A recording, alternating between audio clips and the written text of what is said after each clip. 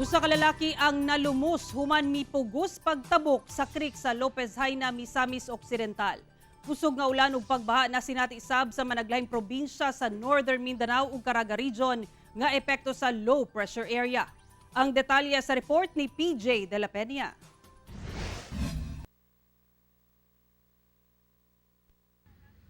Gisakay na nining guba nga refrigerator kining duha ka bata aron maluwas dihang gibaha ang barangay Villa Cananga sa Butuan City. Kini tungod sa kusog nga ulan dala sa low pressure area. Gikugos na sab sa rescuer kining baby aron dalahon sa luwas nga lugar atol sa pagbaha sa syudad.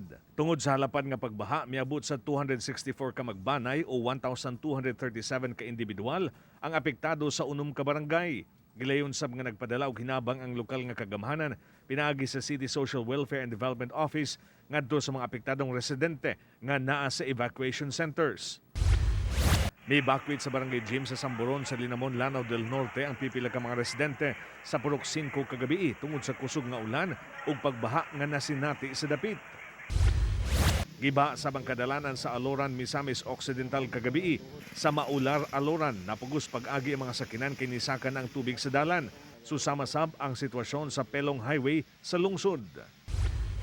Sa Lopez Haina, Misamis Occidental patay ang usa ka Joriel Ponce, 27 anyos, human mipugos og tabok sa creek sa Barangay Hasaan. Balikan unta niini ang nabilin nga cellphone bisan kusog ang suog sa tubig sa creek. Tungod sa kakusog sa karin sa tubig, nadala siya paingon sa elevated portion sa maong creek. Natulog ito sa suba, natakong suba, din dito, nahulog, din naigo yung ulo sa mga bato. Yung parte sa mga lawas. Sa Naawan, Misamis Oriental, gipang sundo sa ilang mga ginikanan ang mga magtutungha sa Naawan Central School. Human gideklara sa LGU ang suspension of classes tungod sa daot nga panahon. Kusog ang ulan kaginang buntag ug gasaka ang tubig sa tunghaan.